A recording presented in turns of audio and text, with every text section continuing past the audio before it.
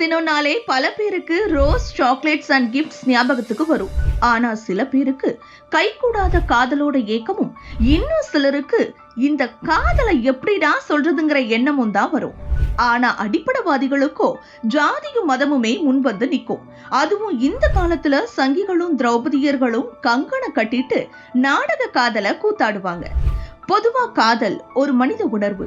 அது முழுக்க முழுக்க தனிப்பட்ட அன்புணர்ச்சி என்பதெல்லாம் கதைகளிலும் புதினங்களிலும் மட்டுமே சாத்தியம். இன்னைக்கும் சரி, என்னைக்கும் சரி, காதல் இரு இதயங்களை தாண்டி சமூக நாடி துடிப்புடன் சம்பந்தப்பட்டதே. காதலர் தினம் எப்படி உருவாச்சு என்பதை தெரிஞ்சுக்க ஒயிட் ஷீட் ஹிஸ்டரி தமிழ் சேனலை சப்ஸ்கிரைப் செஞ்சு இந்த வீடியோவை முழுசா பாருங்க.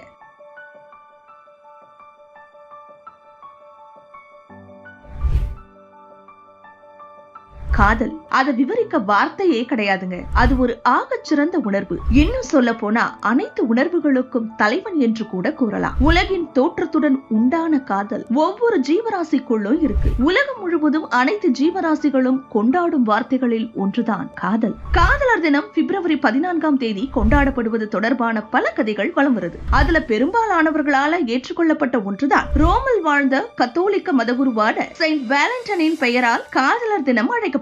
பிப்ரவரி 13 முதல் பிப்ரவரி 15 வரை ரோமானியர்கள் லுபர்காலியாவின் எனும் பண்டிகையை கொண்டாடுவாங்க.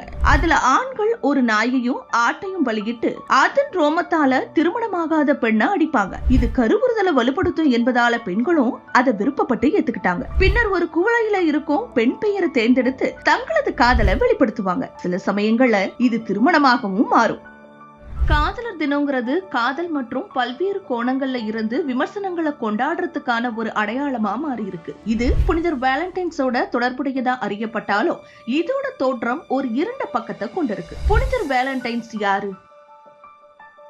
3ஆம் நூற்றாண்டு கால ரோமன் கத்தோலிக்க ஃபாதரியார்னு நம்பப்படுறார். இவர் கிபி 270 பிப்ரவரி 14 இறந்தார். இவர் பேரரசர்களோட கட்டளையை மீறி ரகசிய திருமணம் செஞ்சு வச்சதா சொல்லப்படுது. அந்த காலத்துல சிப்பாய்கள் திருமணம் செஞ்சுக்க அனுமதிக்கப்படல. காரணம், தனியா இருக்க ஆண்கள் அதிக அர்ப்பணிப்புள்ள போராளிகள்னு பேரரசங்க நினைச்சாங்க. இந்த எதிர்ப்பிற்காக அவர் பேரரசர் கிளாடியஸ் II கோதிகஸால் தலை துண்டிக்கப்பட்டு கொல்லப்பட்டார். அதே நேரத்துல பண்டைய ரோமானிய திருவிழாவான லுபர்காலியா மீது சர்ச் தனது செல்வாக்க பரப்புவதற்கான முயற்சின்னு கூறப்பட்டுச்சு. ரோமானிய கொண்டாட்டம் விவசாயத்தின் கடவுளான ஃபானஸ் மற்றும் ரோமானிய நிறுவனர்களான ரோமுலஸ் மற்றும் ரெமுஸ் ஆகியோரை கௌரவிச்சுச்சு. ஆண்கள் ஒரு பெட்டியில் இருந்த பெண்களுடன் பெயர்களை தேர்ந்தெடுப்பாங்க. மேலும் அவங்க நிகழ்வின் மூலம் ஜோடிகளாகவும் மாறுவாங்க. இருப்பினும் போப் கெலாசியஸ் 5ஆம் நூற்றாண்டோட இறுதியில செயின்ட் வேலண்டைனை நினைவு கூறும் நாளா லூபர்காலியா கொண்டாட்டங்களின் காலத்தை தேர்ந்தெடுத்தார். இதன் விளைவா காதலர் தினமும் இந்த கொண்டாட்டத்துல இணைஞ்சது. காதலர் தினம் எப்படி உலகளாவிய கொண்டாட்டமா மாறுச்சு?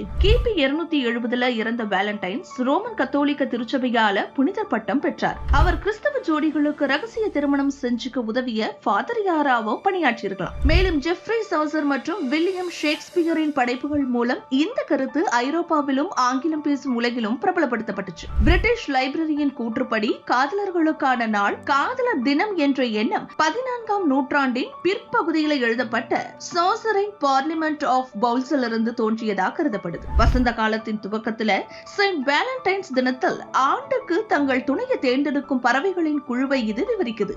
A Midsummer Night's Dreamல ஷேக்ஸ்பியர் காதலர் தினத்தை பத்தி சொல்றார். மேலும் அந்த காலத்துல கையால செய்யப்பட்ட காகித அட்டைகள் அன்றைய அடையாளங்களாய் இருந்துச்சு. அதுக்கு நடுவுல தொழில்துறை புரட்சி 19ஆம் நூற்றாண்டுல தொழிற்சாலையில் தயாரிக்கப்பட்ட அட்டைகளை அறிமுகம் செஞ்சுச்சு. மேலும் 1913 கன்சாஸ் சிட்டியின் ஹால்மார்க் கார்டுகள் பெருமளவுல காதலர்களை ஈர்க்க ஆரம்பிச்சது. இந்த வீடியோ உங்களுக்கு பிடிச்சிருந்தா நமது ஒயிட் ஷீட் ஹிஸ்டரி தமிழ் சேனலை சப்ஸ்கிரைப் செஞ்சு உங்க நண்பர்களுக்கு பகிருங்க.